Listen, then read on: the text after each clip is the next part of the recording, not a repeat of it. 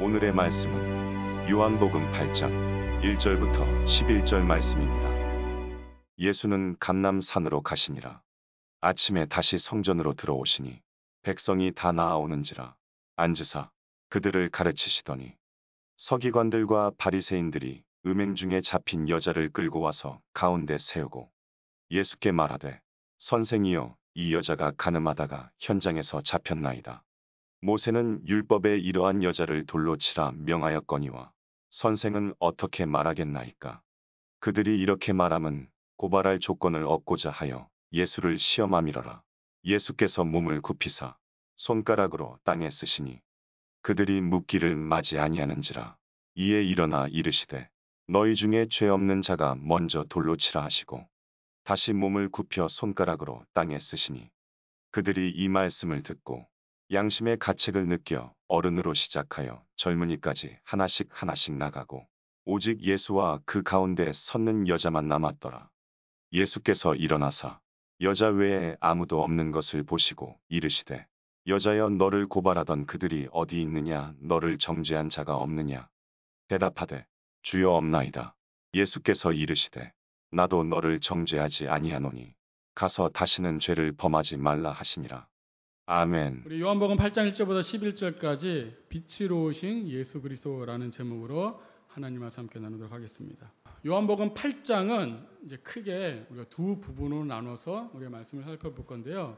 첫 번째는 오늘 본문에 해당되는 1절부터 11절까지 우리가 비교적 잘 알려진 간음한 여인을 예수님께서 용서해 주시는 사건입니다. 여기 이제 예수님의 우리 유명한 말씀이 있죠. 너희 중에 죄 없는 자가 먼저 돌로 치라. 한 번쯤은 들어보셨을 거예요. 오늘 그 이야기를 다룰 거고요. 그 다음에 이제 12절부터 59절까지는 또 예수님이 누구신가에 대한 그 논쟁을 좀 길지만 또 한동안 함께 다루도록 하겠습니다. 그리고 우리가 요한복음을 읽어갈 때 우리가 표적이 있어요. 7개의 표적이 있어서 그 표적을 통해서 예수님이 누구이신지를 가리킨다고 했죠. 그리고 또 하나 요한복음의 특징 중 하나가 나는 세상의 빛이다 이렇게 하잖아요. 나는 뭐뭐이다 라고 하잖아요. 그게 우리 이제 한 번쯤 들어보셨을 수도 있는데 우리 이제 헬라 신약의 언어로 에고 에이미란 뜻이에요. 영어로는 I am, 우리말로는 나는 뭐뭐이다라는 게 나오거든요. 자, 이렇게 7가지가 나오는데 이 7가지를 통해서 예수님의 어떤 정체성을 드러내기 시작합니다. 그래서 이 말, 나는 생명의 빛이다, 생명의 떡이다 이렇게 하잖아요. 이 그냥 단순히 나는 예수님이 떡이구나 말씀하는 게 아니고 이 나는 뭐뭐이다라는 표현이 구약의 여호와 하나님을 가리키는 표현이에요. 모세가 이제 출애굽을 할 때 백성들이 하나님의 이름 물으면 뭐라고 대답해야 됩니까? 할 때 하나님이 가르쳐 주신 이름이 있어요. 그 이름이 뭔지 아세요 혹시? 출애굽 3장 14절 하나님이 모세에게 이르시되 나는 스스로 있는 자이니라 이렇게 하나님 이름 가르쳐 주거든요. 이게 이제 영어로 I am who I am이라는 뜻이에요. 오늘 성경에 I am 이거잖아요. 같은 말이에요. 그래서 이르시되 너는 이스라엘 자손 이같이 말하기를 스스로 있는 자가 나를 너에게 보내셨다 하라. 그러니까 요한복음에서 예수님이 나는 빛이다, 나는 생명의 떡이다라고 말하는 것은 바로 이 구약의 여호와 하나님을 가리키는 거예요. 단순히 나는 빛이다라는 게 아니고 바로 내가 그 구약의 하나님이라는 것을 지금 이야기하고 있는 것입니다. 다시 말하면 이 7가지 나는 뭐뭐이다라는 통해서 자신이 하나님이라는 것을 선포하는 거예요. 그래서 우리가 첫 번째 요한복음 6장에서 한 가지 배웠어요. 나는 생명의 떡이다라는 거예요. 그래서 하나님의 떡은 하늘에서 내려서 이 세상에 생명을 주는 것이죠. 그리고 나는 하늘에서 내려온 살아있는 떡이니 이 떡을 먹는 자가 영생하는 거예요. 그래서 예수님의 살과 피를 먹을 때 우리는 영원히 살 수가 있죠. 그래서 예수님을 먹는다는 것은 뭐죠? 예수님을 믿는다는 거예요. 그래서 우리가 말씀을 들을 때 믿음이 생기고 그게 예수님을 먹는 거고 그것을 통해서 참된 생명을 얻는 거예요. 그러나 다시 한번 말하지만 그 살과 피, 떡 그 자체가 효력 있는 게 아니고 살은 무익하니 살리는 것은 영이다 그랬죠. 성령 역사가 임하지 않으면 그건 유익하지 않는 거죠. 그래서 이 예수의 말씀을 들을 때 성령의 역사가 있어야만이 그게 생명의 떡으로서 우리에게 참된 생명을 가져다 주는 거다라는 거예요. 그래서 오늘 두 번째는요, 8장 12절에 보면 나는 세상의 빛이니 라고 말했죠. 그래서 8장은 이 빛 대신 예수 그리스도를 주제로 몇 주간 동안 함께 다루려고 합니다. 그래서 오늘 이 가늠한 여인을 용서해주는 이 이야기를 바로 빛 대신 예수 그리스도라는 조명 아래 우리가 한번 살펴보려고 합니다. 그러니까 이제 7장에서 우리가 기억해야 될 단어가 있었잖아요. 세 글자. 혹시 기억나시나요? 초막절. 잘 기억해요. 그러면 이제 8장에서 우리가 기억해야 될 단어는요, 빛이에요. 자, 이런 관점 속에서 한번 해보겠습니다. 우리가 7장에 초막절 있잖아요. 10장까지 다 큰 주제는 초막절 가운데 있는 거예요. 7장의 초막절에는 실로암에서 물을 떠서 날마다 물 붓는 의식을 했다 그랬잖아요. 그건 광야에서 하나님 물을 공급하셔서 반석에 물을 내서 그들의 생명을 유지시켜 주니까 하나님의 은혜를 감사하며 하나님께 영광을 돌리는 절기가 초막절이었잖아요. 이 초막절 가운데도 빛이라는 주제가 있거든요. 이것도 우리 함께 살펴보려고 합니다. 그래서 큰 틀로는 초막절을 우리가 염두에 두고 읽어나갈 거고요. 그 7장의 특별히는 우리 성령, 물 이렇게 함께 살펴봤습니다. 그리고 8장에서는 바로 이 빛이라는 주제 가운데 오늘 말씀을 살펴보려고 합니다. 우리 1절, 2절 한번 볼게요. 예수는 감람산으로 가시니라. 아침에 다시 성전으로 돌아오시니 백성이 다 나아오는지라 앉으사 그들을 가르치시더니. 자, 7장에서 예수님께서 초막절에 예루살렘 성전에 올라가셨어요. 그리고 올라가셔서 진짜 초막절이 자신을 통해 성취되셨다는 것을 계시하셨죠. 그래서 예수님은 성경의 말씀을 가르치시는 동안 또 무리들, 또 예루살렘에 사는 사람들, 또 제사장과 바리새인들 여러 부류의 사람들과 논쟁을 하면서 자신의 그리스도 되심을 드러내셨습니다. 그리고 결론적으로 예수님은 그 배에서 생수형이 흘러나오리라는 이 구약의 약속이 바로 자신을 믿음으로 주어지는 이 성령을 통해서 성취된다는 사실을 가르쳐 주셨어요. 그럼에도 불구하고 그 말씀을 긍정적으로 받아들이는 자도 있지만 반면에 어떻게 해요? 이 유대 지도자들은 예수님에 대해서 더 강한 적개심을 품고 예수를 더욱더 죽이려고 그들이 의논하기 시작합니다. 그렇게 분위기가 막 고조되고 있을 때 니고데모가 등장해서 예수님을 변론하고 분위기가 다 식었죠. 그리고 7장 13절에 보면 다 각각 집으로 돌아가면서 분위기가 끝난 듯 했지만 여전히 예수님을 죽이려는 분위기는 끝나지 않고 계속해서 이어지고 있는 거예요. 그렇게 사람들이 다 돌아갔을 때 예수님은 어디로 가셨다고 그랬어요? 감람섬으로 가셔서 하루를 보내시고 다음날 아침에 또다시 성전으로 들어오셔서 말씀을 가르치신 일을 하게 되어집니다. 그래서 오늘 본문은 예수님이 성전에서 가르치신다라는 것을 우리가 주목해서 살펴봐야 되는 것입니다. 자, 여기 보면 백성이 다 주님 앞에 나왔다 그랬죠. 예수님은 성전에 계세요. 백성들은 그 앞에 다 나왔어요. 우리가 그냥 뭐 그런가 보다 할 수 있지만 이것은 바로 구약의 성전에 많은 무리들이 몰려올 것을 종말적인 약속이 지금 예수님으로 인해서 성취되고 있다는 것을 지금 사도 요한이 보여주고 있는 거예요. 구약의 하나님의 성전이 완성이 되고 종말의 때 그 성전 앞에 많은 사람들이 나와서 하나님께 예배하는 모습을 예언을 해놓았거든요. 그 예언이 지금 이 예수님께서 지금 성취되고 있다는 모습을 우리에게 보여주고 있는 것입니다. 그래서 예수님은 뭐가 돼서 성전이 되셔서 우리에게 오신 바로 그리스도라는 사실이에요. 우리 요한복음 1장 2절부터 19절 한번 보겠습니다. 예수께서 대답하여 이르시되 너희가 이 성전을라 내가 사흘 동안에 일으키리라. 저 눈에 보이는 건물 성전을 가리켜서 예수님 뭐라 그래? 이 성전 헐라 내가 3일 만에 이 성전을 다시 일으키리라. 그때 유대인들이 이르되 야, 이 성전을 46년 동안 지었거늘 네가 3일 동안에 일으키겠냐 하더라 그랬죠. 그러니까 유대인들은 건물로서의 성전을 야, 어떻게 40년 동안 지어지고 있는 것도 어떻게 3일 동안에 지어져? 라고 말하지만 예수님 뭐래? 이 성전, 눈에 보이는 건물 성전 헐라 내가 다시 사흘만 일으키는 건 뭘 가리키는 거야? 바로 성전 대신 자신을 가리키는 말이었죠. 그래서 구약의 성막으로부터 시작해서 성전은 곧 그 성취로 오시는 바로 성전 대신 예수 그리스도를 가리키는 그림자였다는 거예요. 그래서 우리가 주목해야 될 것은 건물로서의 성전이 아니라 뭐예요? 바로 성전 대신 예수 그리스도라는 사실이죠. 그래서 예수님의 십자가의 죽으심 또 부활이 가져다는 중요한 결과 중에 하나가 바로 예수님의 성전 되심이 성취된다는 거예요. 이게 부활 후에 일어나는 일이에요. 그래서 이 성전이라는 개념이 성경에서 매우 중요한 거예요. 우리 신앙생활에서. 그것이 요한복음 1장부터 등장하기 시작합니다. 14절 말씀이 육신이 되어 우리 가운데 어떻게 해요?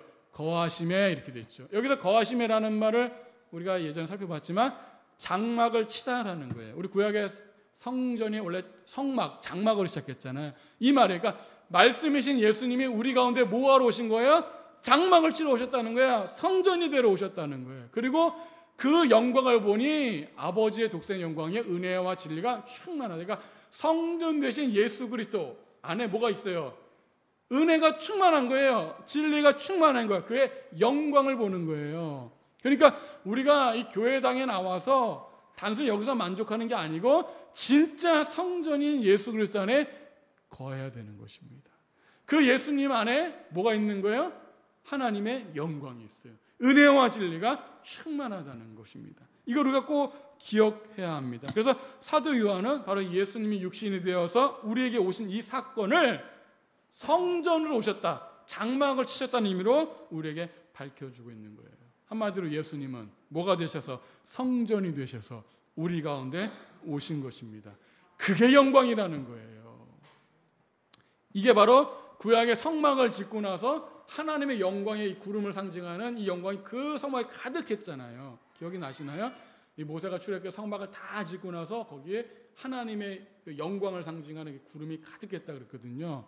요즘 또 이제 들을 수도 있어요. 이게 쉐키나의 영광이라 그래요. 이 하나님의 영광이 가득해. 이것을 그대로 예수님이 성취하고 계신 거예요. 성전 되신 예수 그리스도 안에 하나님의 영광이 충만한 것입니다. 그것을 구약에서 그려준 거죠. 자, 성전은 그래서 하나님이 거하시는 거룩한 곳이죠. 그래서 여러분, 거룩한 것은요, 성전 그 건물 자체가 아니라 바로 하나님이 계시기 때문에 거룩한 거예요. 그래서 거룩하게 쓰임받기 위해 지어진 이 성전이 하나님의 거룩한 임재로서 사용되지 못하고 시간이 지나면서 어떻게 해요? 그 본질을 잃어버리고 타락을 했죠. 겉은 성전이지만 그 성전 안에 하나님이 계시지 않게 되어지는 거예요. 그게 지금 예루살렘 성전까지 계속 이어져 온 것입니다. 그래서 예수님은 이 성전의 어떤 그 본질을 잃어버린 이 건물로서 이 성전 중심의 예배가 끝나고 바로 예수님 자신을 통해서 새로운 성전 시대가 도래할 것을 예언하셨죠. 그래서 예수님의 이 성전 되심은 언제 성취가 돼요? 예수님의 십자가의 죽음과 부활을 통해서 성전되는 거예요. 그래서 더 이상은 이제 건물로서 중심의 그 신앙은 다 사라지고 성전을 완성하신 예수님의 성전으로서 다시 예배가 또 신앙이 시작이 되는 것입니다. 우리 꼭 기억하셔야 돼요. 우리가 단순히 이 교회당에 나오는 것을 만족하면 안 돼요. 그것을 우리가 의무를 다했다고 생각하면 안 되는 거예요. 우리가 주목해야 될 건 뭐예요? 바로 성전 되신 예수 그리스도라는 사실이에요. 내가 건물로서 예배당에 왔을지 몰라도 성전 되신 예수님 안에 들어가지 못하면 그건 참된 생명을 누릴 수가 없어요. 하나님의 영광을 경험할 수가 없습니다. 은혜와 진리를 경험할 수가 없는 거예요. 내가 교회를 오래 다녔는데 하나님의 영광, 또 은혜와 진리 이런 것들이 들어서 단어는 알겠는데 그게 잘 뭔지 내가 경험하지 못한 것 같아 하시는 분들은 잘 생각해 보세요. 내가 성전 되신 예수 그리스도 안에 있는가? 그리고 그 예수님이 내 안에 있는가? 한번 생각해 보시기 바랍니다. 그렇게 말씀이 육신이 되어 오신 예수님은 뭐로 오셨다고요? 성전으로 오셨다는 거예요. 그래서 예수님의 부활 후에 바로 이 새로운 시대가 도래하는 것입니다. 그런데 예수님의 부활 후에 예수님만 성전으로서 성취되는 것이 아니에요. 바로 예수님과 함께 지어져가는 그의 백성들을 통해서 계속 지어져 가고 있다는 사실을 기억하셔야 되는 거예요. 그래서 신앙생활은 뭐예요? 성전이신 예수 그리스도와 함께 그를 믿는 백성들이 함께 성전으로 지어져 가는 것입니다. 그래서 예수님의 죽음과 부활을 통해 그 믿는 자들은 역시 성령을 통해서 새로운 성전으로 지음을 받아가는 것입니다. 그래서 교회 생활은 뭐예요? 성전으로 지어져 가는 거예요. 예수님을 모퉁이 돌로 해서 우리는 그 예수님에 붙어서 하나의 성전으로 지어져 가는 거예요. 사도 바울이 이렇게 말하잖아요. 너희가 성령의 전인 줄 알지 못하느냐라고 말씀하잖아요. 여러분들 한번 이렇게 물어볼게요. 내가 성령의 전이다 이거죠. 성전이라는 거예요. 왜 성전이에요? 내 안에 성전이신 예수 그리스도가 계심으로 내가 성전입니다. 그러니까 여러분 꼭 기억하세요. 우리가 함께 성전으로 지어져 가는 거예요. 그러니까 자꾸 교회, 성전하면 건물만 생각하지 마시고요. 우리가 움직이는 교회잖아요. 내가 움직이는 성전이잖아요. 꼭 잊지 마시기를 부탁합니다. 건물로서 그 안에서만 예배하는 시대는 끝났다고요. 예수님을 성전으로 모시고 그 예수님 중심으로 내가 가는 그 어느 곳에서 예배하는 자로 살아가는 것, 이게 바로 예수님의 성전을 성취되신 그분을 통해서 새로운 시대를 살아가는 바로 신약의 백성들의 삶입니다. 우리가 그런 예배를 주님께 드려야 합니다. 자, 그렇게 성전이신 예수 그리스도 앞에 많은 사람들이 몰려왔죠. 참, 성전 안에 진짜 성전이신 예수님 앞에 사람들이 몰려왔어요. 그래서 말씀을 가르치십니다. 그런데 예상치 못한 한 가지 사건이 일어나죠. 그것은 뭐죠? 서기관들과 바리새인들이 간음하다가 현장에서 붙잡힌 여인을 데리고 예수님 앞에 나오게 된 거예요. 그리고 이 예수님을 향하여 이 여인을 어떻게 처리해야 될까를 묻게 되어집니다. 근데 사도 요한이 이 성경에 적어놓은 것처럼 이들이 예수님 앞에 이 가늠한 여인을 데리고 와서 이 여인을 어떻게 처리해야 됩니까? 라고 물은 것은 다분히 악의적인 의도가 있었다는 거예요. 예수님을 체포할 구실을 잡기 위해서 덫을 놓은 질문인 거예요. 과연 예수님은 그들이 던져놓은 이 시험에 걸릴 것인지 아니면 어떻게 대처할 것인지 생각해 볼 거고요. 예수님은 그들의 어떤 이 악의적인 의도에도 불구하고 그러한 상황 가운데서도 오히려 빛 대신 예수님을 드러내는 그런 계기로 삼습니다. 3절 4절 볼게요. 서기관들과 바리새인들의 음행 중에 잡힌 여자를 끌고 와서 가운데 세우고 예수께 말하되 선생이여 이 여자가 간음하다가 현장에서 잡혔나이다 라고 되어 있죠. 자, 서기관들과 바리새인들이 간음하다가 잡힌 여인을 성전으로 끌고 와서 사람들 앞에 세웠습니다. 여기 이제 처음으로 등장하는 하나의 부류가 있죠. 바로 서기관들이에요. 자, 이 서기관들은 율법을 필사, 오늘날 말로 복사하죠. 필사하거나 연구하여 가르치는 율법 교사와 같은 사람들이에요. 대부분 바리새파에 속한 사람들로서, 그러니까 바리새인과 별반 다르지 않아요. 그리고 이들이 바로 이 유대 사회 최고 의결 기관인 산헤드린 공회의 핵심 인물이 되는 자들이에요. 한마디로 종교 지도자고 기득권자라는 거죠. 그래서 서기관들이나 바리새인들이 그냥 같은 맥락에 있는 부류라고 생각하면 되는 거예요. 같은 사람들이에요. 아무튼 이들이 간음한 여인을 성전에서 가르치고 계시는 예수님 앞에 데리고 왔다는 것은요, 정말 이상한 일이에요. 왜냐하면 이들은 율법에 따라서 이 여인을 돌로 쳐 죽여야 한다는 사실을 이미 잘 알고 있었어요.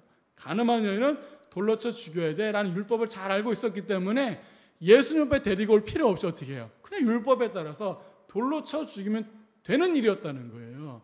그런데 굳이 예수님 앞에 이 여인을 데리고 와서 이 여인을 어떻게 처리할 때 묻는다는 것은 다분히 악의적인 의도가 있다라는 거죠. 그래서 예수님을 궁지로 몰아넣어서 함정에 빠뜨리는 의도가 있었다는 거예요. 자, 우선 여기서 몇 가지 한번 살펴보려고 합니다. 자, 간음하다 온 여인이 어디서 잡힌 거예요? 보니까 현장에서 붙잡혔다는 사실을 기록하고 있죠. 간음한 사실이 만약에 현장이 아니라면, 우리 현장에 붙잡지 않으면 반드시 이 여인을 처벌하려면 율법에 따라서, 즉 신명기에 따르면 두세 사람의 증인이 필요해요. 근데 잘 아는 것처럼 이 간음하는 현장에 두세 사람의 증인이 있다는 것은요, 어려운 일이죠. 그러니까 대부분 이거를 간음한 뭐 심리적 정황은 있어. 그러나 두세 명의 증인이 없을 때는 정지하지 못하는 일이 빈번히 발생하기도 시작하는 거예요. 그런데 이 여인은요, 빼도 박도 못하겠대요. 현장에서 붙잡혔다는 사실이에요. 그리고 여기까지 끌고 올 때 여인도 특별하게 이 일을 제의하지 않는 것을 보면 어떻게 이 여인도 그 죄를 인정하고 있다는 사실을 알고 있습니다. 결국 이 여인은 현장에서 간음하다 붙잡혔다는 사실을 성경은 분명히 기록하는 거예요. 이 여인은 죄인이라는 사실이죠. 자, 아무튼 그러한 여인을 이 서기관들 바리새인들이 예수님을 함정에 빠뜨리는 의도로 이용하면서 예수님 앞에 데려온 거예요. 그리고 예수님 앞에 도대체 이 여인을 어떻게 처리할 건가 묻죠. 5절 보세요. 모세는 율법에 이러한 여자를 돌로 치라 명하였거니와 선생은 어떻게 말하겠나이까. 아, 선생님, 랍비어죠. 모세 율법에 보면은 이러한 간음한 여인은 돌로 쳐 죽이라고 명령했는데 선생님은 어떻게 말하겠습니까? 라고 묻습니다. 몰라서 묻는 거 아니에요. 자, 이 서기관과 바리새인들이 모세율법을 근거로 가늠한 여자는 돌로 쳐 죽이라고 명령했다는 사실을 아는데 도대체 예수님은 어떻게 말씀하실 거냐고 묻는 거예요. 근데 여기서 굉장히 중요한 의도가 있어요. 우리가 한글 읽으면 익히지 않는 문제인데 여자를 돌로 뭐라 그래요? 명하였거니와 그랬죠. 모세는 명령했다고 말을 해요. 근데 뭐라고요? 선생은 어떻게 명령하겠습니까? 아니고 왜 말하겠습니까? 라는 거예요. 그들의 심중에는요, 예수보다 누가 더 위에 있는 거예요? 모세가 위에 있다는 거예요. 모세는 이렇게 명령했는데 당신은 어떻게 말하겠습니까? 라는 거죠. 누가 맞는 거예요? 그들의 입장에서는요. 모세가 맞다는 생각을 가지고 있는 거예요, 지금. 자, 그런 가운데 이 예수님이 어떻게 대처할지 살펴보도록 하겠습니다. 우선 이 여인이 결혼한 유부녀인지 아니면 결혼하지 않은 처녀인지를 한번 살펴보려고 합니다. 한마디로 유부녀인가 아니면 결혼을 약속한 정혼녀인가 한번 살펴보려고 하는 거예요. 왜냐하면 서기관들 바리새인들이 내세운 그 율법, 레위기, 또 신명기에 보면요, 이 정절을 지키지 못한 부인들을 가늠한 남자, 또 여자 모두를 죽이라고 기록이 되어 있어요. 그러니까 어떤 부부가 있는데 배우자가 간음을 하면 어떻게 되는 거예요? 그 간음한 여인과 그 남자가 둘 다 죽이라는 명령이 있어요. 그런데 어떻게 죽이라는 명령은 나와 있지 않아요. 여기 한번 볼게요. 자, 레위기 20장 10절. 누구든지 남의 아내와 간음한 자, 이거 결혼한 여자죠. 그러니까 그의 이웃 아내와 간음하는 자는 그 간부와 음부를 어떻게 반드시 죽일지라. 간음한 여인, 그 간음과 함께한 남자 둘 다 죽이라는 거예요. 근데 어떻게 죽이라는 말로 없죠? 돌로 쳐 죽이라는 말이. 신명기 22장 22절 볼게요. 어떤 남자가 유부녀와 동침한 것이 드러나거든 그 동침한 남자와 그 여자를 둘 다 죽여 이스라엘 중에 악을 제할지니라. 어쨌든 결혼한 여자가 간음을 하면 어떻게 해요? 죽이라는 거예요. 근데 돌로 죽이란 말은 없어요. 자, 그렇다면 신명기 21장 21절에 다른 규정이 있어요. 보세요. 그 처녀, 여기는 결혼한 여자가 아니에요. 약혼을 한 정혼녀예요. 그의 아버지 집 문에서 끌어내고 그 성을 사람들이 그를 돌로 쳐 죽일지니, 여기 뭐라 그랬어요? 분명하게 정혼녀가 간음하면 어떻게 돌로 쳐 죽이라 그랬죠. 이는 그가 그의 아버지 집에 창기의 행동을 하여 이스라엘 중에 악을 행하였습니다. 너는 이와 같이 하여 너희 가운데서 악을 제할지니라. 하나 더 볼게요. 레위기 22장 23절 24절. 처녀인 여자가 남자와 약혼한 후에 어떤 남자 그를 성을 중에서 만나 동침하면 너희는 그들을 다 성을 문으로 끌어내고 그들을 어떻게 해요? 돌로 쳐 죽일 것이니 그 처녀는 성 안에 있으면서도 소리지지 아니하였으며 그 남자는 그 이웃의 아내를 욕보였습니다. 너는 이같이 하여 너희 가운데서 악을 제할지니라. 이렇게 됐죠. 여기 보면 결혼한 여자가 아니고 약혼한 정혼녀예요. 그 정혼녀가 간음하다 붙잡히면 둘 다 죽이래요. 그리고 그 성 안에서 간음을 당할 때, 뭔가 강제적으로 당할 때 도와달라고 소리치지 않으면 간음죄로 이고 돌로 쳐 죽이라는 거예요. 자, 그러면 우리가 한 가지 이제 결론 지을 수 있죠. 지금 예수님의 간음하다 붙잡혀온 여인은 유부녀예요? 정혼녀예요? 정혼녀라는 사실을 알 수가 있는 거예요. 왜? 돌로 쳐 죽이라는 말은 정혼녀에 해당되는 규정이기 때문에 그렇습니다. 자, 어쨌든 이 여인이 예수님 앞에 붙잡혀 온 것입니다. 그 그를 향해서 어떻게 말하겠나이까라고 묻는 거예요. 즉, 그의 질문에는 모세의 명령과 예수님 말씀을 대조해서, 야, 모세의 명령 이렇게 말씀했는데 너는 과연 어떻게 말할까? 만약에 그 모세의 명령과 다른 말을 하면 어떻게 되는 거야? 너는 모세 율법을 어겼구나 하고 정죄하려는 의도가 그들에게 깔려 있었던 것입니다. 그들에게는요, 예수님보다 모세가 훨씬 더 위에 있잖아요. 그러니까 모세가 정답이에요. 거기에 맞지 않으면 너는 모세 율법을 어긴 거야 라고 정죄하려는 의도로 지금 이 여인을 데리고 온 거예요. 자, 그런데 그들은 모세 율법에 의하면 사실상 어떻게 이 여인을요, 예수님 앞에 데려올 필요 없이 돌로 쳐 죽여야 한다는 거잖아요. 그럼에도 불구하고 이 여인을 예수님께 데려온 이유가 뭘까요? 6절에서 답이 나오죠. 사도 요한이 설명해 줍니다. 6절 보세요. 그들이 이렇게 말함은 고발할 조건을 얻고자 예수를 시험함이로라. 예수께서 몸을 굽히사 손가락으로 땅에 쓰시니. 그러니까 그들이 간음한 여인을 현장에서 돌로 쳐 죽이지 않고 굳이 붙잡아다가 예수님에 데려와서 이 여인을 어떻게 할까요? 라고 물었다는 것은 목적이 뭐라는 거예요? 예수님 어떻게 해요? 고발할 거리를 찾고자 예수님 어떻게 해요? 시험하려는 목적으로 데려왔다는 사실을 우리가 알 수가 있는 것입니다.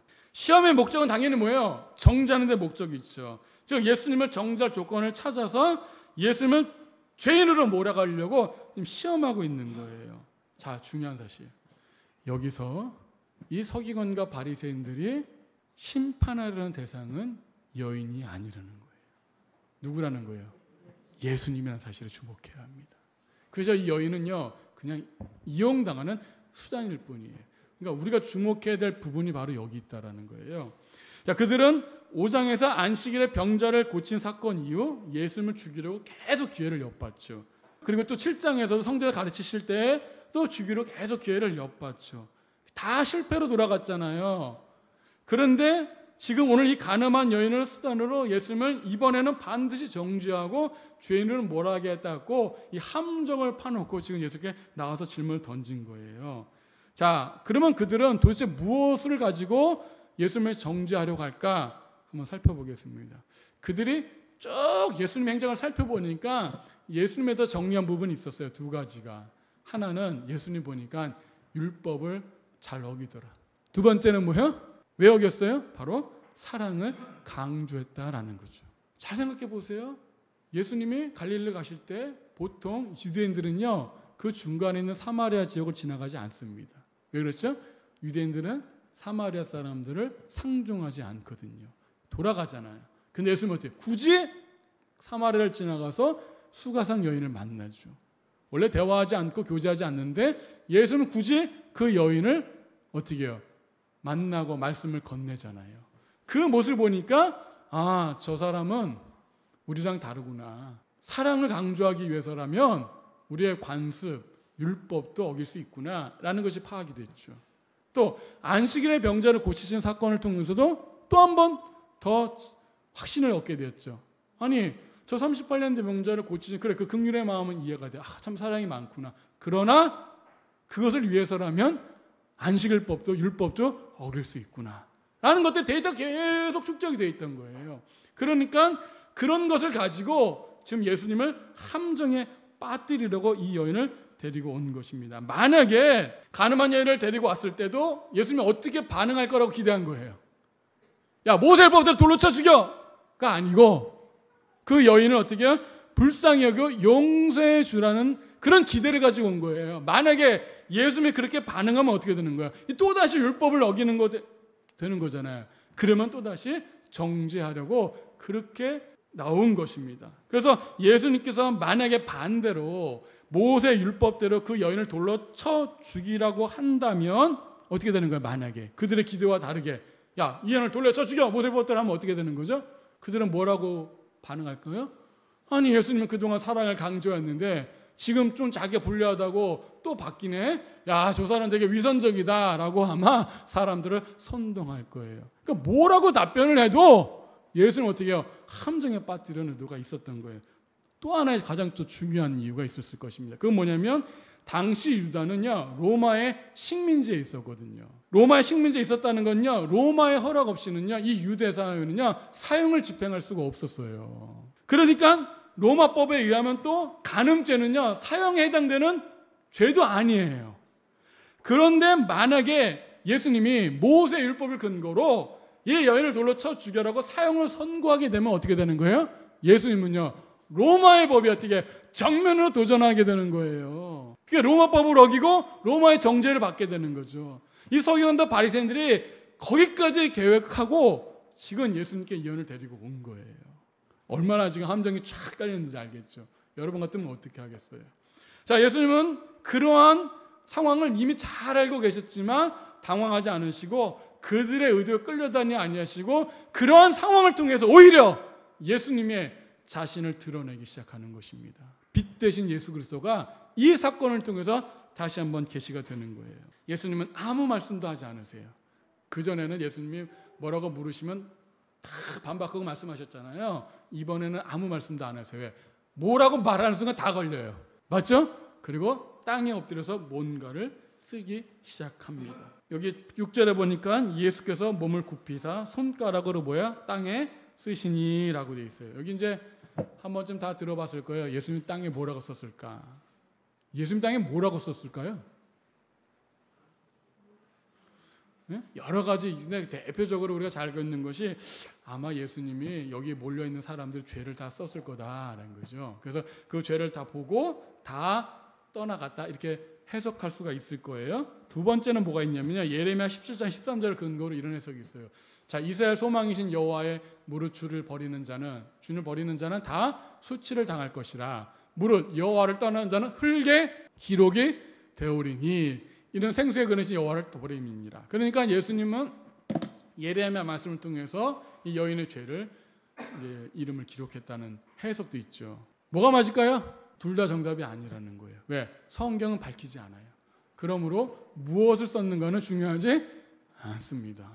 여러분 항상 무엇을 썼는가에 대해 누군가 길게 말하면 집중할 필요가 없는 거예요. 왜? 뭐라고 썼는지 중요하지 않아요. 성경은, 사도 요한은 그게 중요한 게 아니라는 거예요. 예수님이 글을 쓰는 행위 그 자체를 통해서 이 사건들을 어떻게 주도해 나가시는가, 그게 중요한 거죠. 예수님은 땅에 무언가를 쓰고 있는 동안에 유대 지도자들은 계속해서 물어요. 아니, 땅에 글씨만 쓰지 마시고 어떻게 할 거냐고요. 어떻게 할 거냐고 계속 묻는 장면이 나옵니다. 7절, 그들이 묻기를 마지 아니하는지라 이렇게 돼 있죠. 왜 계속 물어요? 마음이 조급해진 거예요. 빨리 뭐라고 대답을 해야 이게 어떻게 이쪽에 걸든지 저쪽에 걸든지 걸려서 정지할 텐데 말은 안 하고 쓰기만 하고 그냥 답답한 거예요. 혹시 불안감이 밀려오자, 왠지 불안감이 밀려오잖아요. 그러니까 계속 묻는 거예요. 그만 쓰고 좀 계속 대답 좀 해보라고. 어떻게 해야 되냐고 계속 묻는 거예요. 유대인들의 그 심정이 보이죠? 그러자 뭐예요? 7절에 보니까 이에 일어나 이르시되 너희 중에 죄 없는 자가 먼저 돌로 치라 하시고, 아주 유명한 말씀을 이때 하게 되어집니다. 자, 이 예수님께서 그 자신을 함정에 빠뜨리려는 이 사람들 향해서 죄 없는 자가 먼저 돌로 치라라는 답변을 내놓았어요.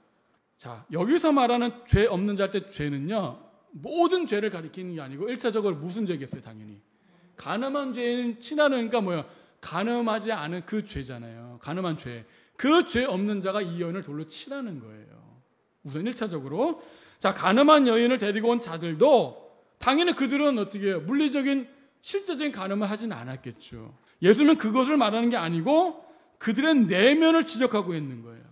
너희들이 겉으로는 물리적으로 간음죄를 범하지 않았지만 너희 내면에도 이 여인과 같은 간음한 죄가 있어 라는 것을 전제로 말하는 거예요. 너희도 이런 간음한 죄가 없는 자들만 먼저 돌로 치라는 거예요. 그러니까 너희가 죄 없는 자가 돌로 치라는 말은 뭐예요? 예수님께서 너희도 이 여인과 다름없는 간음죄를 범한 사람들이다라는 것을 지적한다는 사실을 기억하시기 바랍니다. 당연히 그들을 인정할 수 없지만 예수님은 그들의 심정을 너무나 잘 알고 간파하셨기 때문에 그들의 내면의 죄를 다 드러내는 것입니다. 예수님을 정죄해서 함정에 빠뜨리려고 했던 자들이 오히려 어떻게 해요? 정죄받는 상황이 되어버리는 거예요. 예수님의 지혜가 놀랍습니다. 자, 이에 예수님께서 율법의 이 간음죄의 본질을 다시 한번 깨닫게 하시는 거예요. 자, 서기관들과 바리새인들은 겉으로 보이는 그 간음죄만 죄로 여기고 다뤘죠. 그러나 예수님은 그 겉으로 보이는 것뿐만 아니라 이 내면의 이 간음죄까지도 밝히는 거죠.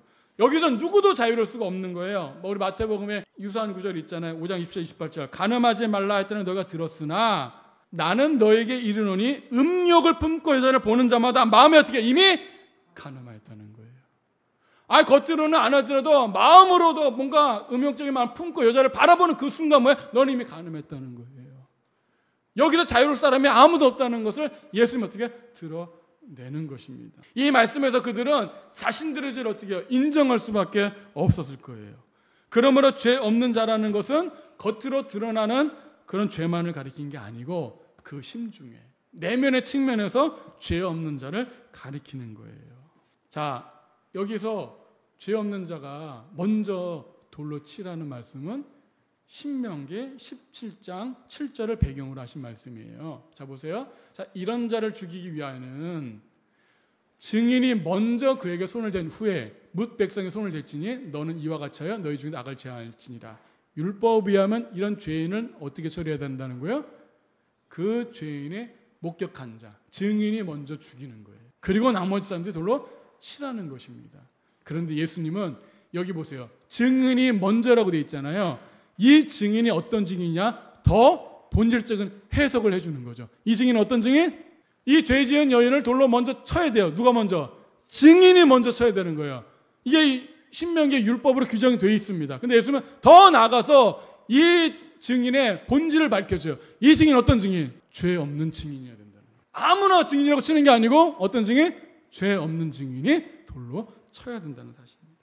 그래서 이 말씀에 근거하면 이 현장에서 가늠한 여인을 최초로 목격한 이 서기관들과 바리새인들이 먼저 돌로 쳤어야 하죠. 그러나 예수님 뭐라 그래요? 먼저 증인 돌로 치는 건 맞는데 죄 없는 증인이어야만 돼라는 거죠. 거기서 이들은 당연히 어떻게 해요? 할 말이 없는 거예요. 왜? 우리 겉으로는 가늠죄 안 졌는데 근데 뭐라 그랬어? 음욕을 뿜고 여자를 보는 자마다 이미 그 마음에 가늠한 자야. 널 여기서 자유로울 수 있어? 라는 거죠. 그들이 대답은 하지 않지만 그들의 마음속에는 어떻게 이미 뭔가 떳떳하지 못한 것들이 마음에 작동하기 시작했겠죠. 다시 말해서 신명기에서 죄 지은 자들에게는 먼저 손을 대야 하는 증인은 죄가 없어야 한다는 말입니다. 즉, 이 죄가 없는 사람이 해야만이 어떻게 해요? 공의가 바로 서잖아요. 뭐 내가 죄 있는데 무슨 죄인을 돌로 쳐요. 그러면 사회가 어떻게 되겠어요? 그냥 악으로 가득한 사회가 되잖아요. 내 가늠한 자가 가늠한 이를 돌로 치고 이게 무슨 사회가 되겠어요? 그러니까 죄 없는 사람이 증인이 돌로 쳐야만이 공정한 사회가 되는 거잖아요. 그러니까 예수님은 지금 뭐라 그래? 너희 중에 죄 없는 자, 요 한마디를 통해서 모세의 율법을 어기지도 않으면서 그들의 내면의 죄를 지적하고 있는 하나님의 지혜를 엿볼 수가 있습니다. 맞죠? 니네 율법에 따라 돌로 쳐? 괜찮아. 오케이. 그런데 죄 없는 증인이어야 돼? 라는 거죠.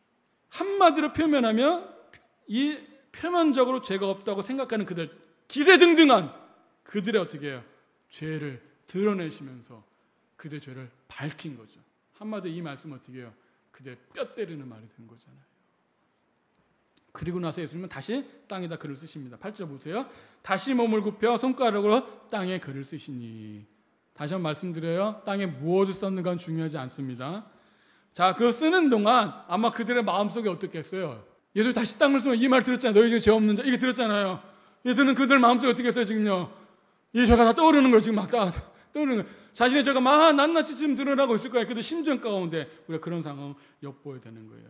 자, 그 결과 어떻게 됐죠? 9절 보세요. 그들이 이 말씀을 듣고 양심의 가책을 느껴 어른으로 시작하여 젊은이까지 하나씩 나가고 오직 예수와 그 가운데 섰는 여자만 남았더라. 그 예수님의 글을 쓰는 동안 그들에게 어떤 일이 일어났어요? 마음속에 양심의 가책이 일어나기 시작한 거예요. 내가 죄라는 일은 사실 어떻게 해요?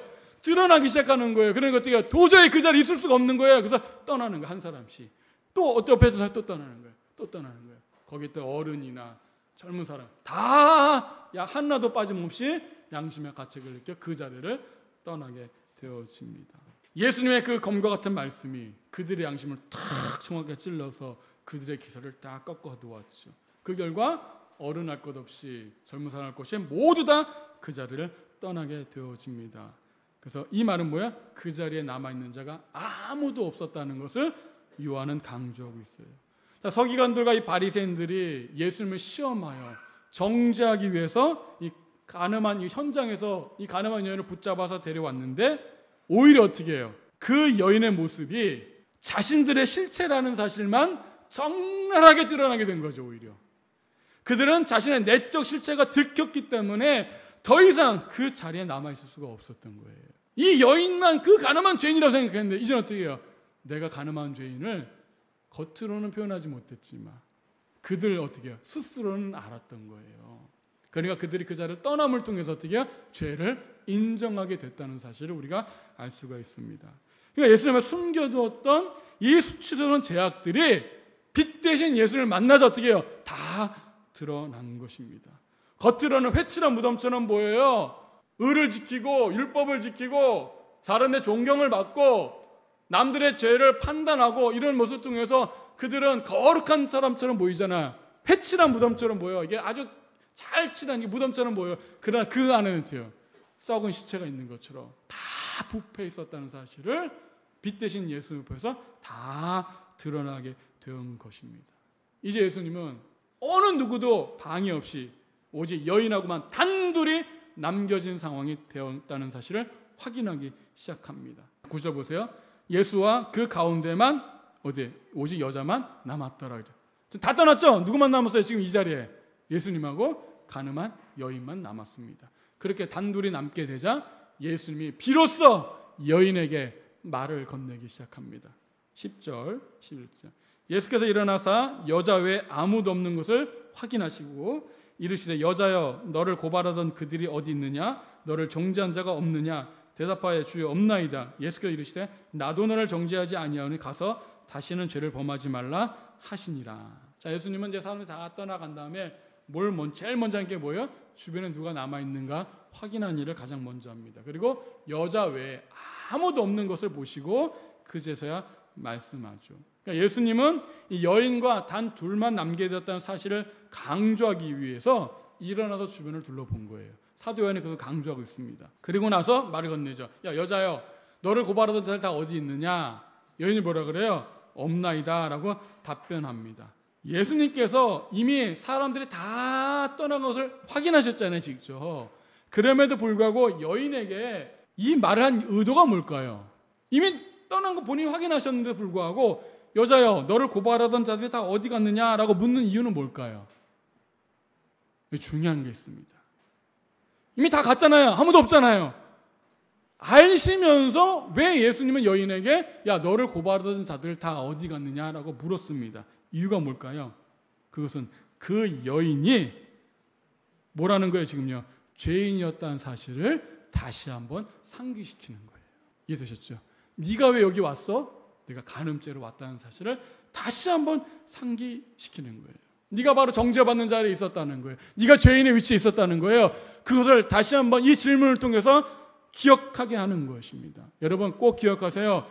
모든 인간은요 죄인이기 때문에 누구도 정죄를 피할 수 없고 정죄할 수도 없다는 사실을 기억해야 합니다.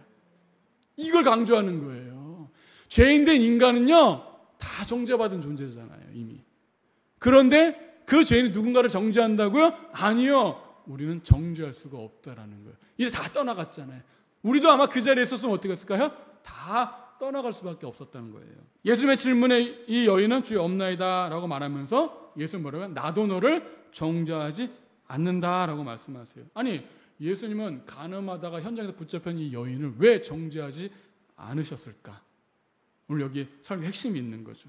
자, 여러분 이 사건은요 예수님께서 이 땅에 성전 되셔서 오신 그 목적을 분명하게 보여주는 거예요. 잘 들으세요. 예수님은요 심판하기 위해 이 땅에 오신 것이 아니라는 사실입니다. 예수님은 어떻게 해요? 구원하기 위해 오셨다는 사실을 기억하시기 바라요. 우리 요한복음 3장 한번 볼게요. 16절 17절 한번 볼게요. 하나님의 세상을 이처럼 사랑하사 독생자를 주셨으니 이는 그를 믿는 자마다 멸망하지 않고 영생을 얻게 하려 하심이라. 하나님이 그 아들을 세상에 보내신 것은 뭐예요? 세상을 심판하려 하심이 아니요 그로 말미암아 세상이 구원을 받게 하려 하심이라. 그를 믿는 자는 심판을 받지 아니하는 것이요 믿지 아니하는 자는 하나님의 독생자를 믿지 아니하여 벌써 심판을 받은 것이니라. 여러분 오해하지 마세요. 예수님은 이 땅에 우리를 심판하러 오신 분이 아니에요. 우리를요 구원하러 오신 거예요. 그 말에는 뭐가 전제되어 있죠? 우리는 이미 다 죄 가운데 있다는 사실이에요. 우리는 이미 다 죄 가운데 있었다고요. 그 가운데서 우리를 구원하신 게 바로 예수님이 이 땅에 오신 목적이에요. 이걸 하나님들이 모르는 거예요. 그러니까 자꾸 예수님은 너 누구를 막 구원하지 않아서 막 일부러 막 지옥 가게 하고 그런 개념이 아니에요. 우리는 이미 다 정죄받아서 심판 가운데 있는 사람이잖아요. 그래서 예수님은 우리를 구원하러 오신 거예요. 이걸 분명하게 말씀하시는 거예요. 나도 너를 정죄하지 않는다는 거예요. 예수님은 정죄하러 오신 게 아니거든요. 뭐하러 오신 거예요? 구원하러 오신 거예요. 그러면 이 예수님을 믿지 않고 떠나간 자들은 예수님이 정죄해서 그런 거예요? 아니요. 그들은 이미 심판 가운데 있기 때문에 심판을 당하는 것입니다. 이해가 되셨습니까? 이걸 예수님이 분명히 보여주고 있습니다. 그래서 세상은 이미 심판 가운데 놓여 있습니다. 이 심판은 어느 누구도 예외가 없어요. 중요한 것은 이 심판으로도 구원을 받는 거예요. 받는 거. 그래서 구원은 우리가 받는 것입니다. 모세의 율법은요, 구원을 할 수가 없어요. 율법은 오히려 어떻게 해요? 정죄하고 심판할 뿐이에요. 그러니까 이 서기관과 바리새인들은 율법을 가지고 이 여인을 정죄하잖아요. 심판하잖아요. 그 이상 그 이하도 아닙니다. 그리고 그 율법을 통해 오히려 자신들도 어떻게 해요? 정죄받을 수밖에 없는 거예요. 그러니까 서기관들과 바리새인들은 이 율법을 가지고 이 여인을 정죄하고 동시에 예수님을 시험하려고 했지만 오히려 어떻게 해요? 그들이 정죄받고 심판받아 마땅한 죄인이라는 사실만 드러나는 것입니다. 이게 빛 대신 주님 앞에 나올 때 오는 현상이에요. 지금 이 여인 앞에 이 여인이 예수 앞에 서 있는 것처럼 똑같은 거예요. 이 여인도 죄인이지만 그 사람들 어떻게 함께 죄인이라는 사실입니다. 그러나 중요한 것, 예수님은 자신 앞에 있는 이 여인을 정죄하지 않으시고 어떻게 하세요? 용서하시고 자유를 선포하십니다. 그리고 11절에 뭐라고 되어 있어요? 대답하되 주여 없나이다 해서 그러시되 나도 너를 정죄하지 않으니 가서 다시는 죄를 범하지 말라라고 말씀하세요. 여기서 죄는 무슨 죄일까요? 1차적으로 간음, 죄를 가리키죠. 다시는 간음하지 말라는 거예요. 여러분, 이처럼 죄로부터 돌아온 자는 더 이상 죄 가운데 머물지 말라고 이야기합니다. 예수님께서 정죄하지 않는다는 것은요, 죄를 허용한다는 개념이 아니에요. 예수님은 죄를 용서하시는 분이야. 그러니까 어떻게 해요? 우린 죄를 져도 돼. 이런 개념이 아니라고요. 예수님의 죄 용서는 뭐예요? 반드시 필요한 적을 먹어요. 다시는 죄를 범하지 말라. 그게 용서받은 자의 삶이라고요. 예수는 지금부터 다시는 죄를 짓지 말라고 분명하게 말씀할 수 있습니다. 자, 여기서 우리 한 가지 질문할게요. 누가 정죄할 수 있을까요? 죄 가운데 태어난 인간은요, 아무도 누구도 심판할 수 없어요. 오직 누구만이 죄인됨을 판결할 수 있는 존재는 누구죠? 아까 죄 없는 자만이 판단할 수 있잖아요. 이 세상에 죄 없는 자가 있나요?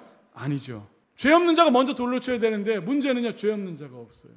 죄 없는 분은 이 세상에 단 한 분 계셨습니다. 그게 누구야? 바로 예수 그리스도라는 사실이죠. 여러분, 이것을 통해서 인간을 심판할 수 있는 유일한 분은 바로 예수 그리스도라는 사실을 드러내는 것입니다. 예수님은 죄가 없으신 분이에요. 심판의 권세를 가진 하나님이십니다. 그러므로 죄를 심판할 수 있는 유일한 분이 자신도 정죄하지 않는다고 말씀하면서 이 여인에게 구원의 은혜를 베풀잖아요. 그런데 감히 누가 심판의 권세를 가진 예수님도 정죄하지 않는데 죄 하물며 죄인이 누군가를 정죄하고 판단할 수 있을까요? 아니란 사실. 우리 교회가 이런 우를 범하면 안 돼요. 자, 율법은요, 하나님의 백성들이 지켜야 되는 계명이죠. 동시에 그 율법은요, 자신의 한계와 또 죄를 깨닫도록 하는 데 목적이 있어요. 여러분, 율법을 읽었을 때 나타나는 현상이에요. 율법을 읽으면 어떻게 해요? 내가 지켜야 하는 것도 맞지만 더 나가서 뭐예요? 이 율법을 통해서 우리 인간의 한계를 깨닫고 내 죄를 깨닫고 거기서 멈추는 것이 아니라 그렇기 때문에 우리에게는 구원자가 필요하구나 하면서 예수님께 나아가도록 하는데 목적이 있다고요. 유대인들은 자신의 죄를 깨달았으면 지금 어떻게 했어야 돼요? 예수님께 나아왔어야 되는 거예요. 자녀가 드러났잖아요. 그러면 주님, 우리가 죄인입니다. 우리를 구원해 주소서라고 반응했어야 된다는 거예요. 그러나 그들은 율법의 이 본질과 의도는 무시하고 오직 어떻게 율법을 행함으로 의로워지는 데만 열심을 낸 거예요. 왜 율법을 이렇게 지켜서 의로워지려고 할까요? 하나님을 사랑해서가 아니에요. 자신의 의를 내세우기 위한 거였죠. 자신을 위한 거였다는 거예요. 그래서 문제는 인간은 율법을 완전히 지킬 수 없다는 데 있잖아요. 그러므로 이 유대인들이요, 우리가 율법을 지켜서는 구원을 받는 자가 아무도 없는 거구나 깨닫고 우리는 구원자가 필요하구나. 그리고 메시아를 발견하고 그 구원의 은혜를 받아야 하는 거죠. 그러나 그들은 은혜를 구하지 않습니다. 오직 뭐예요? 율법을 행함으로 자신들의 의를 세우고 자신들의 죄는 전혀 깨닫지 못하고 오히려 어떻게 해요? 자기를 쏟고 자기를 기만해서 다른 사람을 정죄하는 그 자리에 서 있다는 사실입니다. 로마서 3장 9절 10절 볼게요. 그러면 어떠하냐? 우리는 나으냐? 결코 아니라. 유대인이나 율법을 아는 유대인이나 헬라인이나 다 뭐래요? 죄 아래 있다고 우리가 이미 선언하였느니라. 모든 사람은 다 죄인이에요. 기록된 바 의인은 없나니 하나도 없으며 이렇게 돼 있죠. 로마서 3장 9절, 19절 20절 볼게요. 우리가 알거니와 무릇 율법이 말하는 바는 율법 아래에 있는 자들에게 말하는 것이니 이는 모든 입을 막고 온 세상을 하는 심판을 이렇게 하려 함이라. 저 율법의 기능이 뭐예요? 모든 사람을요 하나님의 심판 아래에 있게 하는데 목적이 있다는 거예요. 율법이 없으면요 내가 죄인인지 모르잖아요. 이거 사과를 훔치면 죄야 라는 게 있어야 사과를 훔치면 죄라는 거 내가 죄가 드러나잖아요. 하나님의 율법은 뭐예요? 모든 사람을 어떻게 하나님 심판 아래에 있게 하는데 목적이 있어요. 우리는 그래서 다 죄인이야라는 거죠. 율법에 근거했을 때 그 죄에서 자유를 쓴 사람은 아무도 없어요. 그러니까 어떻게 해요? 20절. 그러므로 율법의 행위로 그의 앞에 의롭다 하심을 얻을 육체가 없는 율법으로는 죄를 깨달음이라. 그러니까 내가 죄인임이 이렇게 깨닫지 않은 사람들은요 성경을 안 읽어서 그래요. 여기서 말하는 죄는요 윤리 도덕적인 죄가 아니에요. 제가 오늘 일주일 동안 집안에 임해서 생각해보세요. 코로나 때문에 집에 계속 있어보세요. 죄를 지었어 안 지었어요? 일주일 동안 집에 계속 있으면 죄를 지었어 안 지었어요? 집에서 무슨 죄를 져요? 질려 지을 수가 없잖아요. 근데 무슨 죄인이라고 생각하겠어요? 아니에요. 우리가 말하는 그런 율법의 그런 죄가 아니라고요. 성경을 기준해서 우리가 죄가 드러나야 되는 거예요. 하나님을 섬기지 않은 게 죄예요. 이런 집구석에 있을 때 혹시라도 하나님보다 더 먼저 사랑하는 그 순간만 지나가도 죄 지은 거예요. 벌써 두 마음을 품는 거 죄라 그랬죠. 이해되시죠? 그렇게 우리 율법은 우리 다 죄를 깨닫게 하는 거예요. 그러니까 갈라디아 3장 22절 이거 꼭 기억하셔야 됩니다. 같이 읽어볼게요. 시작. 그러나 성경이 모든 것을 죄 아래에 가두었으니 이는 예수 그리스도를 믿음으로 말미암는 약속을 믿는 자들에게 주려 함이라. 아멘. 성경은 우리를 다 어디로 가둬요? 죄 가운데 가둬요. 이거 뭐예요? 정죄하고 죽이는 데 목적이 아니라 뭐예요? 우리의 구원자 예수를 의지하게 만드는 데 있었다는 거예요. 여러분 성경을 읽을 때 그러니까 우리가 어떻게 해야 돼요? 성경을 읽어서 뭐가 돼요? 내가 죄인임이 밝게 드러나는 거예요. 빛 대신 예수 그리스도를 말씀이신 예수를 통해서 만나는 거예요. 예수를 만나면 나타나는 현상이 뭐예요? 내 죄가 드러나는 거예요. 내 죄가 드러나야만 이 여인처럼 죄가 드러나야만 빛 대신 예수님을 받아들이는 것입니다. 거기서 정해지는 거예요. 빛 대신 예수를 받아들이고 용서의 은혜와 구원의 은혜를 받을지 아니면 이 서기관과 바리새인들처럼 어떻게 뇌의 죄가 양심의 가책을 느끼고 그냥 빛 대신 예수를 거부하고 떠날지가 결정이 되는 것입니다. 우리 항상 하나님의 말씀 앞에 어떻게 섰을까요? 그렇게 긍휼하심을 입은 사람들, 구원을 받은 사람들의 당연히 나타나는 반응은 뭐예요? 다시는 죄를 범하지 말라예요. 여기까지 가야 하나님의 용서가 완성이 되어지는 것입니다. 간음하여 모세 율법에 따라 돌에 맞아 죽을 수밖에 없었던 이 여인을 용서해 주시는 이 예수님의 사역이 어디서 일어났다고요? 성전에서 일어났다는 사실이 굉장히 은혜스럽습니다. 이것이 예수님에 대한 아주 중요한 사실을 말씀해 주고 있는 거예요. 바로 예수님께서는요 성전을 성취하신 분이라는 사실이죠. 그래서 죽을 수밖에 없는 우리 죄인들을 이 성전의 기능을 통해서 우리를 용서해 주시는 거예요. 성전이 뭐 하는 거예요? 죄를 용서하고 하나님과 교제와 관계를 회복시키는 거잖아요. 그러나 건물로서의 성전은 더 이상 그 기능을 감당하지 못해요. 오직 누구를 통해서? 성전이신 예수님을 통해서만이 우리의 죄가 용서가 되고 하나님과 교제가 회복되는 줄로 믿습니다. 이게 중요한 거예요. 이런 예수님은 여인을 정죄하는 자에 서 있던 서기관들과 바리새인들과 굉장히 중요한 차점을 드러내죠. 죄로 누가 봐도 죄인인 여인은 예수님의 은혜를 경험을 하게 되고 누가 봐도 죄인이 아니라고 스스로 자타공인하는 그 서기관 바리새인들은 오히려 죄인이라는 것을 드러내고 심판의 길로 걸어가 되어집니다. 그들은 눈에 보이는 성전에서 온갖 제사를 드리고 온갖 종교적 열심을 다 했지만 그들은 진정한 예배를 드리지 못한 거예요. 진정한 성전 안에 들어가지 못한 것입니다. 그들은 하나님이 무엇을 원하지 모르는 채 형식적인 예배만 드렸던 거예요. 하나 볼게요. 호세아 6장 6절. 나는 인애를 원하고 제사를 원하지 아니하며 번제보다 하나님 아는 것을 원하노라. 아멘? 그러면 굉장히 중요해요. 오늘날 하나님 아는 것엔 관심이 없는 분들 많아요.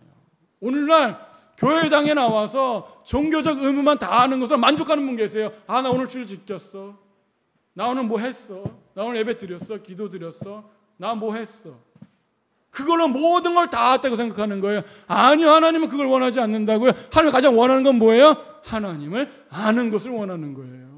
그러니까 우리의 시간, 말씀을 듣는 이 시간에 주님을 알아가는 것, 이게 중요한 거예요. 교회에서 가장 중요한 건 뭐예요? 내가 무엇을 지켰는가, 무엇을 못 지켰는가. 여러분, 그걸 넘어서 우리는 뭐 해야 되는 거야? 하나님을 알아가야 되는 거예요. 이게 중요하다고요. 우리가 지금 요한복음 때 예수님을 알아가잖아요. 이게 하나님이 가장 기뻐하는 일이라는 사실을 기억하시기 바랍니다.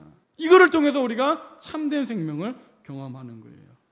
그러니까 이들이 성전에서 예배는 드렸지만 이 말씀을 깊이 생각하지 못했던 거예요. 하나님 알아가는데 열심을 내지 못한 거예요. 문자에 갇혀서 건물로서 성전에서 종교적 의무를 다하는 것으로 자신들의 의를 높여간 거죠. 그러나 그들은 오히려 정죄받을 죄인이라는 것입니다. 예배의 본질은 잃어버린 채 성전에서 제사를 드리는 것으로 의무를 다 했다고 생각했습니다. 잘 들으세요. 지금 우리 교회 나오고 기본적으로 가끔 주일 나오고 예배 드리고 나 그래도 나름대로 교인 생활 잘하고 있어. 나름 이 정도 맺지면 어떻게 더 잘해? 아니라고요. 하나님을 알아가는 데 우리의 신앙을 걸어야 합니다. 하나님을 알아가야 되는 것입니다. 바로 그들은 이런 의무를 통해서 종교적 의무를 다 했다고 생각해요. 그러나 그들은 율법의 껍데기에 얽매인 채 자신들이 죄인한 사실은 망각한 거죠. 그리고 다른 사람들을 정죄하는 자리에 서 있습니다. 대부분 그래요. 신앙생활 잘한다고 생각하는 사람들이요, 다른 사람 판단하고 정죄해요. 나 이 정도면 잘하고 있잖아. 특별히 윤리도덕 죄 없거든요. 이 정도면 잘하고 있거든요. 교인생활 잘하고 있거든요. 그런 분들이 그런 생활 못하는 사람들 정죄해요. 이게 서기관들 바리새인들 모습과 별반 다르지 않습니다. 그건 우리 자리가 아니에요. 우리는요, 긍휼함을 받는 자리에 있는 거예요. 우리는 죄인의 자리에 서 있는 거예요. 사람은 누구도 누구로 정죄할 수 없다라는 것입니다. 정죄는 오직 누구만? 죄 없으신 하나님이신 예수 그리스도만 하시는 겁니다. 이거를 꼭 기억하시길 바랍니다. 반면에 예수님은 어떻게 해요? 죄인을 용서하잖아요. 예수님은 성전을 성취하시러 이 땅에 오신 분이죠. 성전은 뭐예요? 죄를 정죄하는 장소가 아니에요. 바로 죄를 용서하는 곳이죠. 이런 맥락에서 오늘 이 사건이 성전에 일어났다는 사실 굉장히 중요한 겁니다. 성전의 가장 중요한 기능 중 하나는 뭐야? 바로 이 죄의 용서와 은혜가 베풀어지는 거잖아요.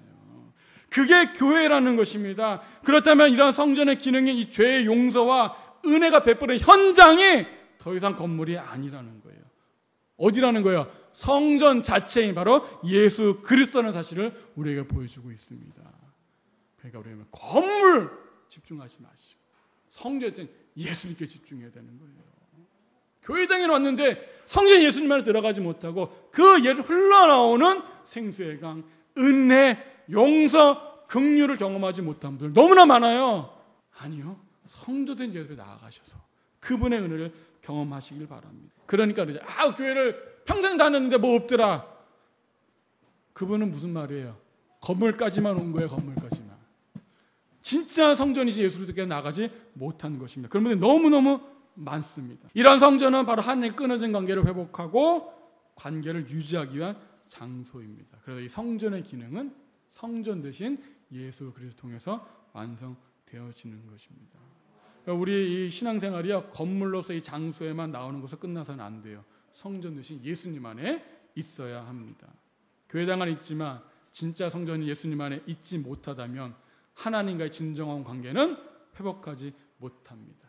생수의 근원이신 이 하나님으로부터 어떠한 생명도 공급받지 못하는 거예요.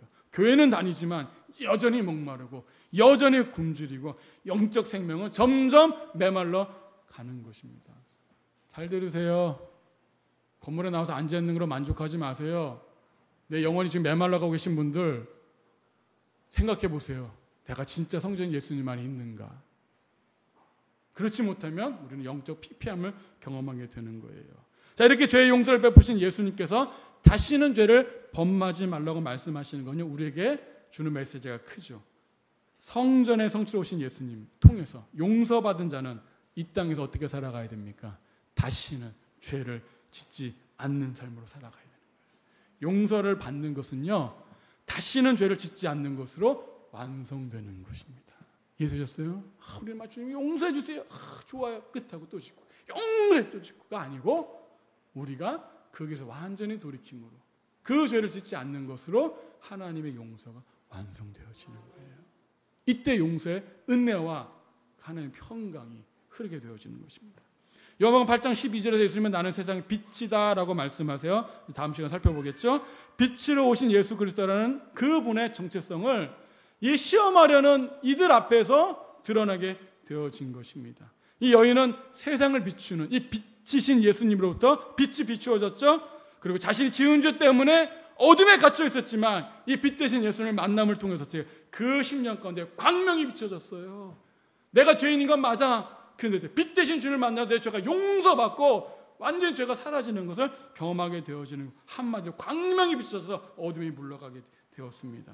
반면에 빛이신 예수님 앞에서 죄를 발견했지만 떠난 자들이 있었죠. 그들은 여전히 빛은 지나갔지만 여전히 어둠 가운데 남아있게 되었습니다. 예수님은요, 빛 그 자체이신 분입니다. 가나마다 이 붙잡힌 여인은요, 자신이 어둠에 있다는 사실을 분명히 알았어요. 주변에 봐라, 너를 고받은 자 어디 있느냐. 내가 죄인이라는 사실을 분명히 깨달았습니다. 예수님께서는요, 자신을 정죄하지 않는 사람들 말씀을 듣고 빛을 경험하는 거예요. 유일하게 심판할 수 있는 분이 나를 정죄하지 않고 용서해 주셨잖아요. 긍휼을 베푸셨잖아요. 구원을 우리에게 베풀어 주셨거든요. 그래서 그 은혜를 몸소 직접 경험합니다. 빛을 경험한 거죠. 반면에 서기관들과 바리새인들은요, 그들은 오히려 실상에는 어둠에 있었지만 자신들은 모세의 율법을 잘 지키겠다고 생각하므로 빛 가운데 있다고 착각하게 된 거죠. 오늘 현대인들 그리스도는 마찬가지입니다. 어느 종교적 교회 껍데기 붙들고 있어서 나는 하나님 말씀도 잘 살고 착각한 분들 많이 계세요. 그게 중요한 게 아닙니다. 빛 대신 예수님 앞에서 내 죄가 다 드러나야 되는 거예요. 그리고 이 여인처럼 죄의 용서의 은혜를 경험하는 모두가 되기를 바랍니다. 예? 내가 죄를 나 잘하고 있잖아, 이 정도면. 그 남들 판단하고 다니는 사람들, 자신의 죄는 보지 못하고 남들만 정죄하고 판단하시는 분들, 그분들 한번 물어보세요. 나는 하나님의 죄의 용서의 은혜를 깊이 경험했는가? 주님이 빛 대신 주님이 내 안에 비추어져서 그 빛 대신 주님으로 충만한 삶을 내가 경험했는가 물어보세요. 뭐가 더 중요하겠습니까? 오늘날 교회는요, 바로 그런 거예요. 죄인된 우리가 빛 대신 주님으로부터 빛을 비침 받아서 긍휼의 은혜를 얻는 것입니다. 자, 그러면 어둠을 어떻게 물리칠까요? 말씀을 정리할게요. 예수님은 이 서기관들과 바리새인들에게 빛으로 들어올 수 있는 기회를 주셨죠. 죄를 다 드러냈잖아요. 하지만 그들은 그 빛을 거부했어요. 어두운 빛을 미워하여, 반면에 이 여인은 죄의 어둠 가운데 있었지만 빛이신 예수를 만나고 어둠을 물리쳤습니다. 그리고 빛을 경험했죠. 죄 가운데 있는 자신을 발견할 때만이 우리는 빛을 볼 수 있는 기회가 주어진다는 사실이에요. 내가 의인으로 남아있는 한 여전히 빛 대신 주님을 경험할 수가 없어요. 내가 어떻게 깨닫는 거야? 말씀을 통해서 깨닫는 거예요. 여러분, 말씀을 그래서 읽는 거야. 말씀을 읽으면서 나의 어둠이 드러나는 거예요. 어둠에 드러나는 그 현장에서만이 빛이신 예수를 만날 기회가 주어진다고요. 말씀을 읽으시면서 내 어둠 가운데 있다는 사실 드러내셔야 돼요. 하나님이 빛이신 예수님이 빛을 비춰주며 나의 죄가 드러나는 거죠. 그럴 때 우리는 진짜 빛을 경험할 수 있는 은혜의 자리가 마련되어지게 되는 것입니다. 그러니까 교회 다니면서 어정쩡하게 선하게 사시는 분들 좋으시지만 은혜를 모를 수가 있는 거예요. 말씀을 들여다보세요. 도덕윤리적인 문제가 아니라 말씀을 들여다보세요. 읽으시면서 주님이 우리 심중의 죄를 비춰주시고 드러낼 때 그 순간이 참된 빛을 경험할 수 있는 은혜의 순간입니다. 이 여인처럼 광명을 얻어서 예수님의 은혜가 놀랍게 새겨지는 거예요. 그리고 빛 가운데 사는 법은 어떤 거고요? 다시는 죄를 짓지 않는 것입니다. 질문하고 마칠게요. 우리는 참된 빛 가운데 있습니까? 아니면 어둠 가운데 있습니까? 빛 안에 있다는 사실은 무엇으로 증명이 되죠? 자신의 죄임을 깨닫고 예수님의 용서를 받아들일 때 빛 가운데 있게 되는 거예요. 자신이 용서를 받았다면요, 그 사람은 어디에 서 있을까요? 정죄하는 자리가 아니고 용서하는 자리에 서 있게 되어집니다. 하지만 다른 사람을 정죄하는 자리에 있다면요, 그들은 빛의 은혜를 경험하기 어렵습니다. 빛 가운데 있다는 것은요, 다시는 죄를 짓지 않는다는 뜻이에요. 반면에 어둠 가운데 있다는 것은요, 예수님의 용서를 경험하지 못하고 다른 사람을 정죄하는 자리에 있다는 것입니다. 나는 빛 가운데 있습니까? 어둠 가운데 있습니까? 빛 대신 예수님 안에 거하는 우리 모두가 되기를 주의 이름으로 축복합니다. 우리 찬양하면서 마치겠습니다.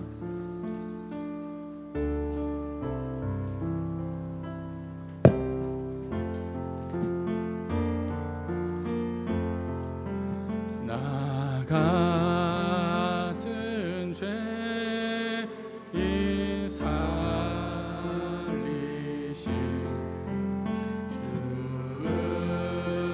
내 놀라워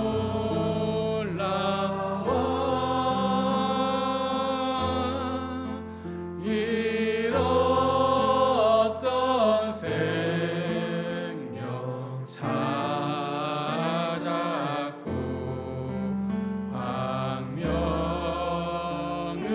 광명으로 우리 한 번 더 나 같은 죄인 살리신 나 같은 죄인 살리신 주 은혜 놀라워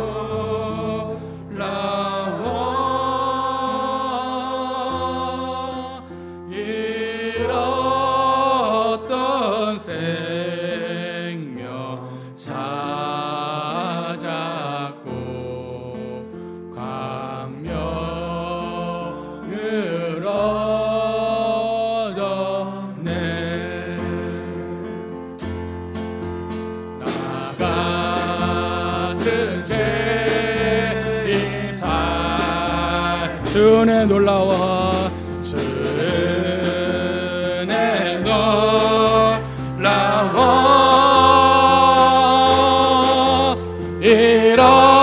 잃었던 생명 찾았고 아멘 광명을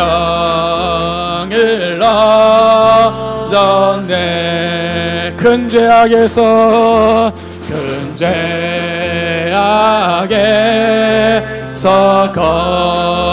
건지심 주 은혜 고마워.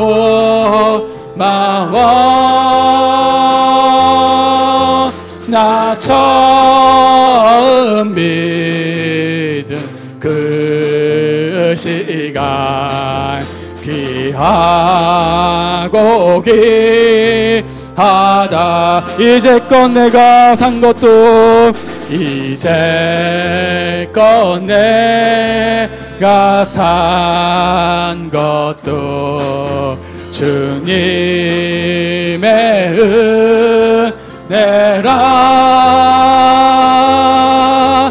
또 나를 장차 번향에 인도해 주시리. 거기서 우리 영원히 거기서 우리 영원히 주님의 은혜로 해처럼 밝게 살면서 아멘 주 찬양하리라.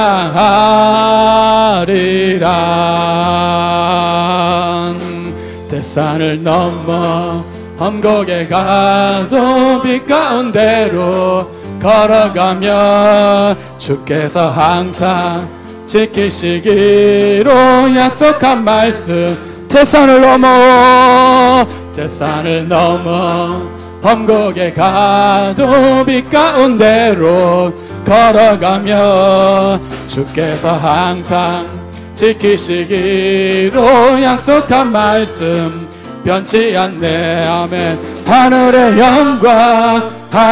영광 나의 맘속에 차고도 넘쳐 할렐루야를 힘차게 불러 영원히 주를. 캄캄한 밤에 다닐지라도 캄캄한 밤에 다닐지라도 주께서 나의 길 되시고 나에게 밝은 빛이 되시니 길 잃어버린 염려 없네. 아멘. 하늘의 영광 하늘의 영광 나의 맘속에 차고도 넘쳐 할렐루야를 힘차게 불러 영원히 주를 찬양. 광명한 그 빛 광명한 그 빛 내 바다 찬란한 천국 바라보고 할렐루야를 힘차게 불러 날마다 빛에 걸어가리. 하늘의 영광 하늘의 영광 나의 맘속에 차고도 넘쳐 할렐루야를 힘차게 불러 영원히 주를. 하늘의 영광 하늘의 영광 하늘의 영광 나의 맘속에 차고도 넘쳐 할렐루야를 힘차게 불러 영원히 주. 우리 한 번 더. 하늘의 영광 하늘의 영광 하늘의 영광 나의 맘속에 차고도 넘쳐 할렐루야를 힘차게 불러 영원히 주를 찬양하리. 하늘의 영광 하늘의 영광 나의 맘속에 차고도 넘쳐 할렐루야를 힘차게 불러 영원히 주를 찬양하리. 할렐루야. 우리는요 빛 가운데로 가는 싸움을 하는 거예요. 날마다 지금 이 순간도 빛이 비추어질 때 여러분들 서기관과 바리새인들처럼 뇌치만 드러난 상태에서 그냥 돌아갈 것인가, 아니면 이 여인처럼 빛이신 예수님으로부터 용서와 구원의 은혜를 또 은혜와 진리를 경험하게 될 것인가, 오늘 스스로 물어보시고요 빛 대신 주님에 나아가는 우리 모두가 되기를 바랍니다. 빛이 비추어져야 어둠은 물러가는 거예요. 자꾸 빛 가운데 가는 싸움 하세요. 우리는요 죄인이잖아요. 우리는 죄로 기울 수밖에 없어요. 내가 뭘 하면 얼마나 뭘 할 수 있겠어요? 아니요. 연약한 모습 그대로 빛 가운데 가면 되는 거예요. 그럼 주님이 우리에게 은혜를 베풀어 줍니다. 하늘의 영광 하늘의 영광 나의 마음속에 차고도 넘쳐. 무슨 말이에요? 성전 안에 하나님의 영광이 있잖아요. 성전 안에 은혜와 진리가 충만하잖아요. 성전이 뭐예요? 성전 되신 예수 그리스도잖아요. 그 예수님이 내 안에 충만히 있을 때 우리는 하나님의 영광이 차고도 넘치는 거예요. 다른 말로 내가 지금 교회 나서 말씀도 듣고 교회 생활하는데 하나님의 영광, 하늘의 영광이 충만하지 못하다는 건 내 안에 예수가 충만하지 못하다는 거예요. 내 안에 성령이 충만하지 못하다는 거예요.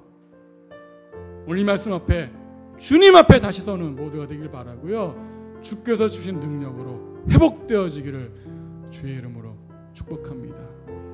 거룩하신 아버지 하나님 감사합니다. 광야 같은 삶을 이 세상을 걸어갈 때 우리는 물이 없어서 목마르고 메말라가고 굶주려가고 있습니다. 그래서 우리 스스로 웅덩이를 찾아다니지만 그것은 다 터진 웅덩이입니다. 우리 광야 같은 삶을 살아갈 수 있는 유일한 길은 바로 예수님 뿐입니다. 예수께서 우리에게 주시는 그 성령을 통해서만이, 그 배에서 흘러나오는 생수의 강으로만이 우리가 다시는 목마르지 않고 영원히 굶주리지 않는 참된 생명을 얻는 줄로 믿습니다. 오늘 그 길 가운데 빛 되신 주님이 우리 가운데 오셨습니다. 성전 되신 주님이 우리 가운데 오셨습니다. 우리의 빛을 비춰주셔서 우리 죄악을 다 드러내시고 온전히 예수님의 구원을 경험케 하셨습니다. 그래서 이 은혜를 경험한 자들에게 다시는 죄를 범하지 말라는 말씀을 통해서 주님의 구원과 용서가 완성되어지고 성전 되신 주님과 함께 우리가 함께 성전으로 지어져 가는 줄로 믿습니다.